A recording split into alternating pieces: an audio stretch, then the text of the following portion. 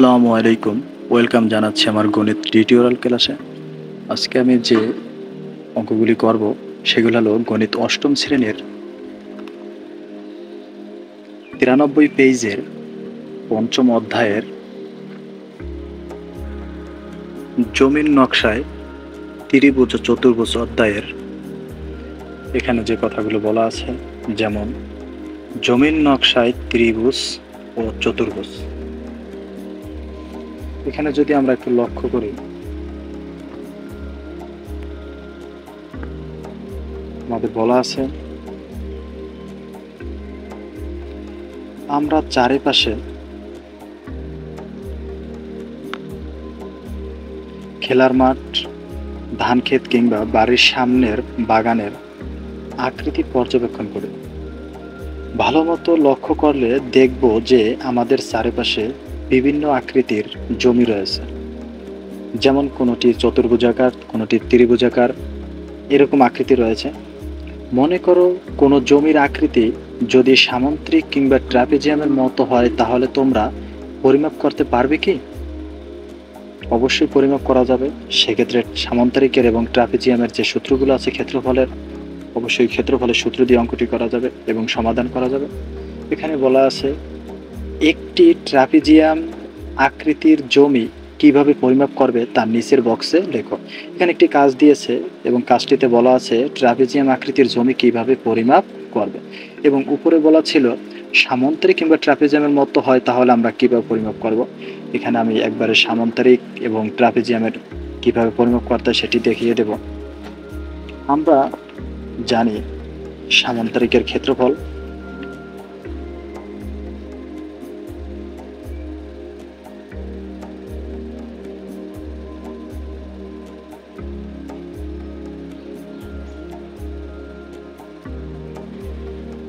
সামন্তরিকের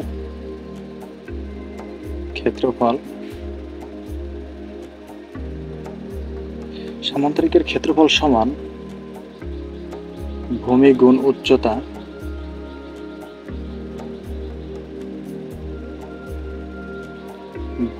উচ্চতা হয়। এখানে আমাদের সামন্তরিকের ক্ষেত্রফল যদি বের করতে হয় তাহলে সামন্তরিকের একটি চিত্র আমরা এখানে দেখাই।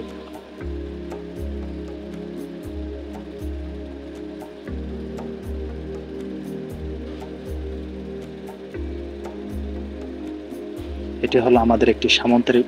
এখানে আমরা সামন্তরিকের ক্ষেত্রে প্রতি বিপরীত বাহুদ্বয় পরস্পর সমান। এখানে এই বাহুটি এবং এই বাহুটি সমান, এবং এই বাহু এবং এই বাহু দুটি সমান, কারণ আমরা জানি সামন্তরিকের বিপরীত বাহুদ্বয় পরস্পর সমান এবং বিপরীত কোণগুলো পরস্পর সমান, সেটিকে আমরা সামন্তরিক বলতে পারি। সামন্তরিকের ক্ষেত্রে সূত্র হলো ভূমি গুণ উচ্চতা।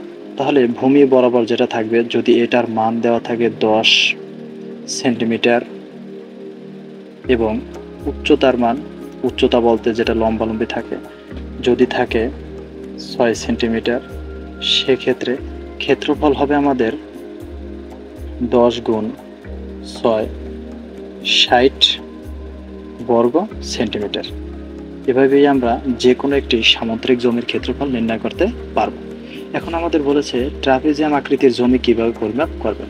এখন ট্রাপিজিয়ামের চিত্রটি আমরা প্রথমে অঙ্কন করি। ট্রাপিজিয়ামের চিত্রটি হলো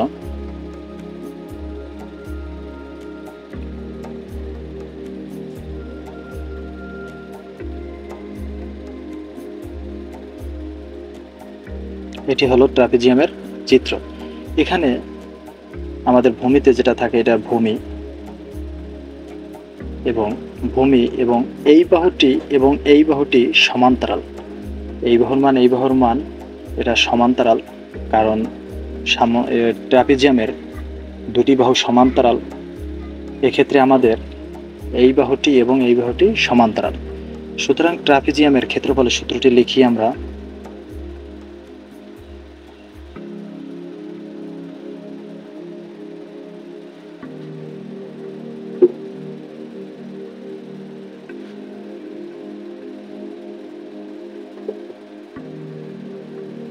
ট্রাপিজিয়ামের ক্ষেত্রফলের সূত্র হলো হাফ ইন্টু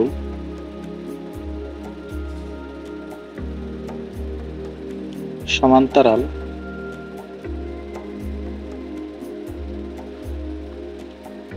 সমান্তরাল বাহুদ্বয়ের যোগফল সমান্তরাল বাহুদ্বয়ের যোগফল এবং গুণ হবে উচ্চতা। এখানে যদি আমরা ট্রাপিজিয়ামের ক্ষেত্রফল নির্ণয় করতে চাই, সেক্ষেত্রে আমাদের সূত্রটা হলো হাফ ইন্টু সমান্তরাল বাহুদ্বয়ের যোগফল গুণ উচ্চতা। এখানে সমান্তরাল বাহু দুটি হলো এই বাহু থেকে এই বাহুর মান এবং এই বাহু থেকে এই বাহুর মান। এই বাহুর মান মানে ভূমির মান যদি 10 হয় এবং উপরের বাহুর মান যদি আমাদের 8 হয় এবং উচ্চতার মান যদি আমাদের 2 হয়, সেক্ষেত্রে আমরা একটি ট্রাপিজিয়ামের ক্ষেত্রফল নির্ণয় করতে পারবো।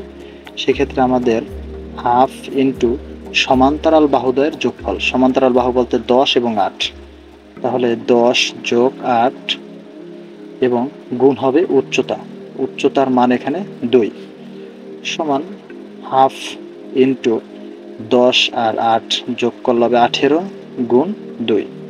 আমরা যদি এখানে এই 2 আর এই 2 কাটাকাটি করি, সেক্ষেত্রে আমাদের 18 হবে। এই 18ই হবে আমাদের অ্যান্সার, ক্ষেত্রফল। এভাবেই আমরা যে কোনো একটি ট্রাপিজিয়ামের ক্ষেত্রফল নির্ণয় করতে পারি। এখন আমাদের বলা আছে এইবার চিত্র 5.1 লক্ষ্য করো। এখানে 5 পয়েন্ট চিত্র একটি হলো এটি। এখানে বলা আছে লক্ষ্য করো, এখানে একটি এলাকার বিভিন্ন জমির আকৃতিগুলোকে দেখা যাচ্ছে। এখানে কি কি আকৃতি দেখতে পাচ্ছ পর্যবেক্ষণ করো এবং খাতায় এঁকে রাখো। একটু চিন্তা করে বলো, এই বিভিন্ন আকৃতির জমি আমরা কিভাবে পরিমাপ করতে পারি। তোমার সহপাঠী এবং প্রয়োজনে শিক্ষকের সঙ্গে আলোচনা করে নিচের বক্সে তোমার মতামত লেখো। এখানে আমরা বিভিন্ন ধরনের চিত্র দেখতে পাচ্ছি। এই চিত্র থেকে আমাদের মানগুলো বলছে যে এখানে কি কি চিত্র আমরা দেখতে পাই এবং এখান থেকে আমরা কিভাবে পরিমাপ করতে পারি। এখানে চিত্র থেকে আমরা স্পষ্টভাবে কোনো চিত্রটি ওভাবে বোঝানো নাই, যেমন এখানে বিভিন্নভাবে বোঝানো আছে। একটি ত্রিভুজ আছে, একটি চতুর্ভুজ আছে, একটি বর্গ আছে। যেমন এখানে একটি বাহু আছে, এই বাহুটির 2টি বাহু দেওয়া আছে, অপর 2টি বাহু কিন্তু দেওয়া নেই। সেক্ষেত্রে এটাকে আমরা বর্গ হিসেবে ধরে নিতে পারি। যখন আমরা এইটার অংশ যোগ করে দেবো তখন এটা বর্গ হয়ে যাবে। এভাবে আমরা এখানে আয়তক্ষেত্র, বর্গ, ট্রাপিজিয়াম, নিয়মিত এবং অনিয়মিত আকৃতির বিষয় দেখতে পাবো এখানে, এবং ত্রিভুজ আছে, চতুর্ভুজ আছে, এগুলি এখানে লিখে দিলেই হবে। এবং এগুলো কিভাবে আমরা পরিমাপ করব, যেমন এখানে এমন একটা চিত্র আছে যে যদি আমরা একটি আংশিক চিত্র, যেমন একটি চিত্র এখানে মনে করি যে বর্গ দেওয়া আছে, এখানে বর্গ দেওয়া আছে, একটা বর্গচিত্র এখানে দেওয়া আছে। মনে করলাম এই চিত্রটি আমাদের বর্গ, এখানে বর্গ দেওয়া আছে। এর সাথে আমাদের আরো কিছু আনুষঙ্গিক চিত্র যোগ করা আছে। যেমন এর সাথে যদি আরেকটি চিত্র এরকম আমাদের থাকে, এটার কিন্তু আসলে কোনো চিত্র, আমাদের প্রকৃতভাবে কোনো চিত্র নেই, এরকম এটার কোনো সূত্র নেই, কিন্তু আমরা এই চিত্রটাকে আমাদের মতো করে আমরা সমাধান করতে পারবো। যেমন এখানে যদি আমরা এইটুক চিত্রটার সমাধান করি, যেমন এইটুকু হলো বর্গ, একটা বর্গ ক্ষেত্রফল আমরা জানি যে কোনো এক বাহুর স্কয়ার, বর্গের মান যা হবে ওইটার স্কয়ার করলে হবে। যদি বর্গের প্রতি বাহুর মান 2 হয়, সেক্ষেত্রে আমরা বর্গের ক্ষেত্রফল সমান জানি যে কোনো এক বাহুর স্কয়ার, সেক্ষেত্রে 2 বর্গ করলে হবে 4। এবং এখানে আরেকটি অংশ আছে, এই অংশটার ক্ষেত্রফল যদি দেখি, এখানে একটা ত্রিভুজ আছে, ত্রিভুজের ক্ষেত্রফল হাফ ইন্টু ভূমি গুণ উচ্চতা। যদি আমরা ত্রিভুজের ক্ষেত্রফল পাই 5, সেক্ষেত্রে আমরা এখানে যদি 5 যোগ করে দিই, সেক্ষেত্রে 9 হবে। এই 9ই হবে আমাদের টোটাল চিত্রটার ক্ষেত্রফল। এভাবেই আমরা যে কোনো চিত্রর ক্ষেত্রফল বের করতে পারবো, যদি আমাদের নিয়মিত বা অনিয়মিতভাবে থাকে। অনিয়মিত বলতে বোঝায় যে চিত্রগুলো আমরা সচরাচর দেখতে পাই না, সেগুলোই অনিয়মিত, এবং যেগুলোর কোণ আকৃতি সমান না, সেগুলি অনিয়মিত। যেমন বর্গের সাথে আমরা পরিচিত আছি, বর্গ একটি নিয়মিত। যদি আমাদের এরকম একটা চিত্র দেওয়া থাকে, সেক্ষেত্রে এটা আমাদের অনিয়মিত। যদি আমরা আলাদা আলাদা বের করে একসাথে যোগ করি, সেক্ষেত্রে আমাদের এটা মান বের করতে আমরা সহজে পারবো। এরপরে বলা আছে ট্রাপিজিয়াম, রম্বস কিংবা রম্বস, ত্রিভুজ কিংবা বৃত্তাকার জমি আমরা খুব সহজে পরিমাপ করতে পারি। এ পরিমাপের ক্ষেত্রে কখনো গ্রিড ব্যবহার করি, আবার কখনো সূত্র ব্যবহার করি। কিছু জমিতে যে আকৃতিগুলো দেখতে পেলাম, এমন আকৃতি পরিমাপের ক্ষেত্রে আমরা কি করব? যেমন উপরে আমি একটি বর্ণনা দিয়েছি, ওই রকম। এই অভিজ্ঞতাটির আলোচনা এবং বিভিন্ন কাজে অংশগ্রহণের মাধ্যমে তোমরা এই আকৃতিগুলোকে খুব সহজে চিহ্নিত করে পরিমাপ করার বিভিন্ন পদ্ধতি শিখবে। মানে এই অধ্যায়ে কী কী শিখতে পারবে সেগুলো আলোচনা করছে, বিভিন্ন আকৃতির সমাধান কিভাবে এটা। এবং পরের পেজে যে কথাগুলো বলা আছে, যেমন এখানে আমার বিদ্যালয়ের জমি দেখতে কেমন। তোমাদের একটি কাজ দিতে চাই। কাজটি হলো তোমাদের বিদ্যালয়ের জমিটির আকৃতি সম্পর্কে ধারণা লাভ করবে। মানে জমিটি, বিদ্যালয়ের ক্যাম্পাসটি কেমন সে বিষয়ে একটি কল্পনার আকৃতি আঁকবে এবং জমিটি মেপে দেখবে। বিদ্যালয়ের চারিপাশে ভালো মতো পর্যবেক্ষণ করো।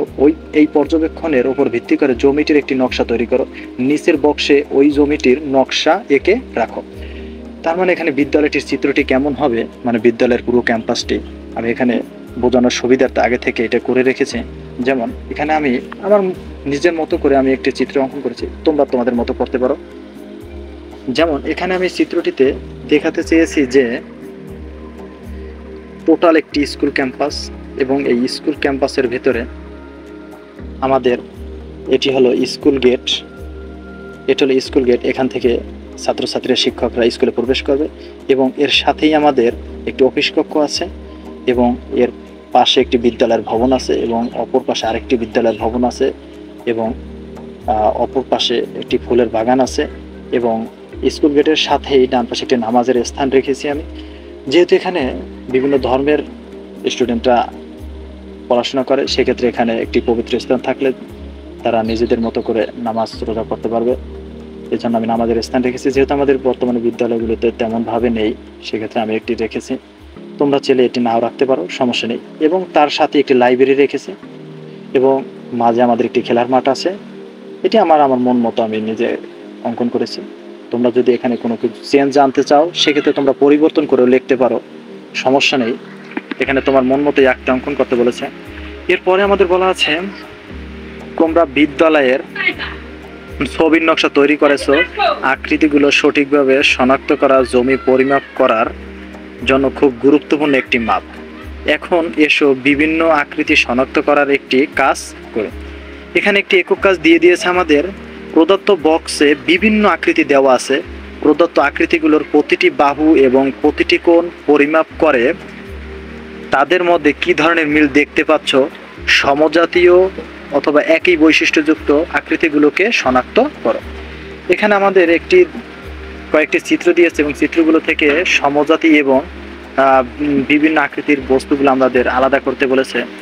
এখানে চিত্রগুলো নিয়ে যদি একটু আলোচনা করি, এখানে দেখা যাচ্ছে যে প্রথম চিত্রটির ক্ষেত্রে আমাদের একটি, দুটি, তিনটি, চারটি, পাঁচটি কোণ দিয়েছে এবং পাঁচটি বাহু দিয়েছে এবং পাঁচটি কোণ এবং পাঁচটি বাহু কিন্তু এখানে সমান। সুতরাং এটিকে আমরা পঞ্চভুজ বলতে পারি এবং সুষম পঞ্চভুজ বলতে পারি। যেহেতু আমাদের পাঁচটি বাহু এবং পাঁচটি কোণ সমান, সেক্ষেত্রে আমরা এটিকে সুষম পঞ্চভুজ বলতে পারি। খদাগের চিত্রটিতে এখানে আমাদের একটি বাহু, দুইটি বাহু, তিনটি বাহু এবং তিনটি কোণ দেওয়া আছে। এক্ষেত্রে আমাদের তিনটি বাহু এবং তিনটি কোণেই পরস্পর সমান, সেক্ষেত্রে এখানে আমরা সুষম ত্রিভুজ বলতে পারি, যেহেতু আমার তিনটি বাহু ত্রিভুজ। পরের চিত্রটিতে আমাদের এখানে 1, 2, 3, 4, 5 পাঁচটি বাহু আছে এবং পাঁচটি কোণ আছে, কিন্তু এখানে পাঁচটি বাহু এবং পাঁচটি কোণ পরস্পর সমান নয়, সেক্ষেত্রে এটিকে আমরা পঞ্চভুজ বলবো, কিন্তু সুষম পঞ্চভুজ। কারণ এখানে আমাদের সুষম বলতে হলে পাঁচটি বাহু, পাঁচটি কোণ এবং যে কয়টি বাহু সেই কয়টি কোণ সমান থাকতে হবে, সুতরাং এখানে সমান নেই। এরপরে যে চিত্রটি আছে এটি হলো আয়তক্ষেত্র। আয়তক্ষেত্রের ক্ষেত্রে আমরা জানি যে বিপরীত বাহু দ্বয় পরস্পর সমান। এখানে আমরা দেখতে পাচ্ছি এই বাহু সমান এবং উপরের বাহু এবং নিচের বাহু সমান, সেক্ষেত্রে আমাদের এটি একটা আয়তক্ষেত্র এবং কোণগুলো পরস্পর সমান, সবগুলো কোণ সমকোণ, সেক্ষেত্রে এটাকে আমরা আয়তক্ষেত্র বলতে পারি। এরপর যে চিত্রটি আছে সেটি একটি এল আকৃতির। এখানে উপরের চিত্রটি যদি আমরা প্রথমে চিন্তা করি, সেক্ষেত্রে একটি আয়তক্ষেত্র এবং নিচের চিত্রটি একটি আয়তক্ষেত্র। এখানে দুইটি আয়তক্ষেত্র যুক্ত হয়ে একটি চিত্র অঙ্কন করেছে এল আকৃতির।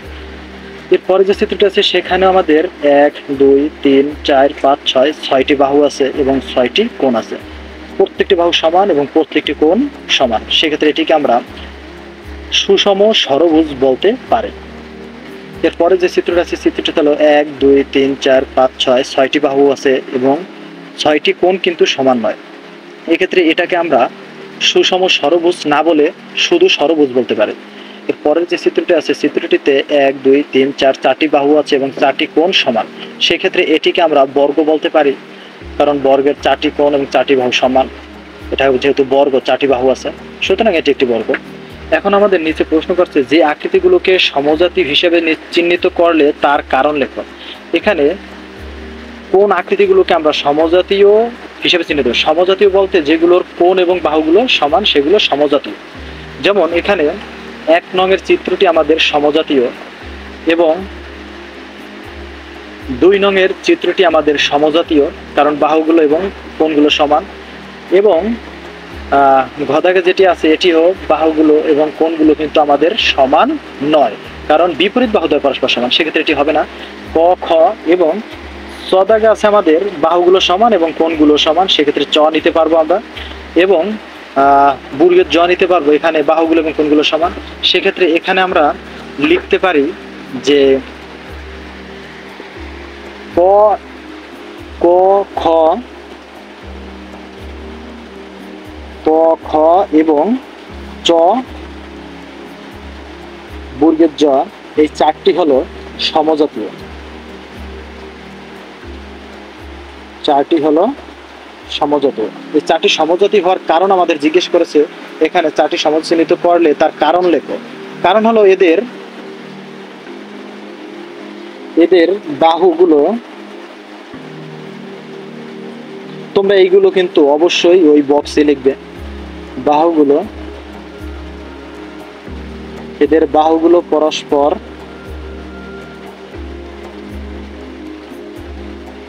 বাহুগুলো পরস্পর সমান এবং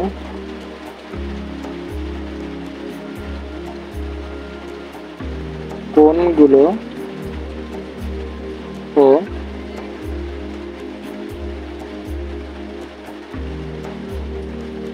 পরস্পর সমান। আমরা জানি যাদের বাহুগুলো এবং কোণগুলো পরস্পর সমান হয় সেগুলো সমজাতীয়। এক্ষেত্রে আমাদের ক খ চ বর্গের জ হলো সমজাতীয়। এবং নিচে আরেকটি কাজ দিয়েছে, যেমন একক কাজটির ক্ষেত্রে যে আকৃতিগুলোর বাহুগুলো এবং কোণগুলো পরস্পর সমান সেগুলো হলো কোণগুলো বাহুগুলো সমান, সেক্ষেত্রে এখানে আমরা ক খ চ এবং বর্গের জ, এই 4টি সমান আমরা লিখলাম। এবং এর পরের নিচে একটি কাজ আছে, যেমন যে আকৃতিগুলোর বাহুগুলো এবং কোণগুলো পরস্পর সমান নয় সেগুলো হলো আমাদের, যদি একটু উপরে লক্ষ্য করি দেখতে পারবো ঘ আছে এবং গ আছে এবং ঘ আছে, উম আছে এবং ছ আছে। সেক্ষেত্রে আমরা লিখি গ ঘ উম এবং ছ, এই 4টি হলো আমাদের বাহুগুলো এবং কোণগুলো পরস্পর সমান নয়। এরপরে যে কাজটির কথা বলা আছে, যেমন যখন কোনো আকৃতির বাহুগুলো এবং কোণগুলো পরস্পর সমান হয় আমরা তাকে নিয়মিত আকৃতি বা রেগুলার শেপ হিসেবে চিহ্নিত করি। তার মানে যে চিত্রগুলোর বাহুগুলো এবং কোণগুলো পরস্পর সমান সেগুলোকে আমরা রেগুলার বা শেপ বা নিয়মিত আকৃতি বলে থাকি। আবার যখন কোনো আকৃতির বাহু এবং কোণগুলোর ক্ষেত্রে যে কোনো একটি সমান অসমান থাকে সেই আকৃতিকে অনিয়মিত আকৃতি হিসেবে অথবা ইরেগুলার শেপ হিসেবে চিহ্নিত করি। তার মানে যেগুলো, এখানে আমাদের একটি চিত্র আছে, যেমন এখানে বাহুগুলো সমান নয়, কোণগুলো সমান নয়, সেক্ষেত্রে এটি একটি হলো অনিয়মিত অথবা ইরেগুলার শেপ হিসেবে চিহ্নিত করতে পারি। এখন আমাদের পরবর্তী পেজে এখানে বলা আছে নিয়মিত এবং অনিয়মিত আকৃতিগুলো সঠিকভাবে শনাক্ত করার কাজটি পরিমাপ প্রক্রিয়ার জন্য খুবই গুরুত্বপূর্ণ। একটি মাপ। এখন চিন্তা করে দেখো তোমাদের বিদ্যালয়ের জমির নকশাটি কি নিয়মিত নাকি অনিয়মিত আকৃতি? জমির নকশাটি অবশ্যই অনিয়মিত আকৃতি, কারণ এখানে প্রত্যেকটি ক্ষেত্রেই আমাদের সমান কোণ এবং সমান বাহু ছিল না। অনিয়মিত জমি পরিমাপের ক্ষেত্রে ত্রিভুজ ও চতুর্ভুজের বিভিন্ন ধারণা প্রয়োগ করে পরিমাপ করা সম্ভব। যেমন আমি একটি দেখিয়েছিলাম বর্গ এবং ত্রিভুজ। এটি যদি আমাদের স্কুলের একটি আকৃতি হয়ে থাকে সেক্ষেত্রে এটি একটি বর্গ এবং এটি একটি ত্রিভুজ। এক্ষেত্রে বর্গের একটি ক্ষেত্রফল বের করবো এবং ত্রিভুজের একটি ক্ষেত্রফল বের করে যোগ করে দিলে আমাদের এটা হয়ে যাবে। এটি বলেছে এখানে। যেমন এখন চিন্তা করে দেখো তোমাদের বিদ্যালয়ের জমির নকশাটি কি নিয়মিত নাকি অনিয়মিত? অনিয়মিত জমি পরিমাপের ক্ষেত্রে ত্রিভুজ ও চতুর্ভুজের বিভিন্ন ধারণা প্রয়োগ করে পরিমাপ করা সম্ভব। ইতোমধ্যে তোমরা ট্রাপিজিয়ামের পরিমাপের ক্ষেত্রে এই কাজটি করেছে এবং অভিজ্ঞতার এই অংশে তোমরা ত্রিভুজ ও চতুর্ভুজ সম্পর্কে আরও বিস্তারিত জানতে পারবে এবং এই ধারণাগুলো প্রয়োগ করে বিদ্যালয়ের জমির নকশা পরিমাপ করতে পারবে। প্রথমেই এসো যাচাই করে নিই ত্রিভুজ সম্পর্কিত কোনো ধারণাগুলো তোমরা ইতোমধ্যে শিখেছ। পূর্ববর্তী শ্রেণীতে তোমরা সূক্ষ্মকোণ বলতে আমরা জানি যে ত্রিভুজের প্রত্যেকটি কোণ 90 ডিগ্রি ছোট, তাকে আমরা সূক্ষ্মকোণ বলি। এবং স্থূলকোণ বলতে বোঝায় যে ত্রিভুজের একটি কোণ স্থূলকোণ অর্থাৎ 90 ডিগ্রি বড়, তাকে আমরা স্থূলকোণী ত্রিভুজ বলি। স্থূলকোণী ত্রিভুজের ক্ষেত্রে একটি কোণ হবে 90 ডিগ্রির বড়। যেমন সূক্ষ্মকোণ হলো একটি ত্রিভুজ যদি অঙ্কন করি, এখানে তিনটি বাহুর মানই আমাদের 90 ডিগ্রি থেকে ছোট, এটি হবে সূক্ষ্মকোণ। এবং স্থূলকোণী ত্রিভুজ হবে এরকম একটি ত্রিভুজ, এখানে এই কোণটি কিন্তু আমাদের 90 ডিগ্রি থেকে বড়। চিত্রটি যদি আরেকটু ভালোভাবে আঁকে, যেমন এরকম যদি অঙ্কন করি, সেক্ষেত্রে এই কোণটি কিন্তু আমাদের 90 ডিগ্রি থেকে বড়, সেক্ষেত্রে আমাদের এটি হবে স্থূলকোণী ত্রিভুজ। এরপরে বলেছে আমাদের সমকোণী ত্রিভুজ আমরা জানি যে ত্রিভুজের একটি কোণ সমকোণ অর্থাৎ 90 ডিগ্রি, সেটিকে আমরা সমকোণী ত্রিভুজ বলতে পারি। যেমন এই চিত্রটি, এখানে একটি কোণ 90 ডিগ্রি, এটা সমকোণ ত্রিভুজ। সম্পর্কে বিস্তারিত জেনেছো, এসো নিচের ছকে কুইজের মাধ্যমে সমকোণী ত্রিভুজের বৈশিষ্ট্যগুলো খুঁজে বের করার চেষ্টা করি। মানে সমকোণী ত্রিভুজের কিভাবে বৈশিষ্ট্য খুঁজে বের করা যায় সেগুলো এখানে আলোচনা করেছে। এখানে আমাদের যে চিত্রটি দেওয়া আছে, চিত্রটি থেকেও আমরা কিছু ধারণা নিতে পারবো। যেমন এখানে ABC একটি সমকোণী ত্রিভুজ দিয়ে দিয়েছে। আমরা জানি ভূমি বরাবর যে বাহুটি থাকে সেটি ভূমির সাথে সংলগ্ন যে বাহুটি থাকে সেটি উচ্চতা, লম্ব যেটা থাকে, এবং সমকোণের বিপরীত বাহুটি হলো অতিভুজ। এখানে আমাদের যে কুইজটির কথা বলা আছে, কুইজটি হলো সমকোণী ত্রিভুজের একটি কোণ সমকোণ অথবা 90 ডিগ্রি।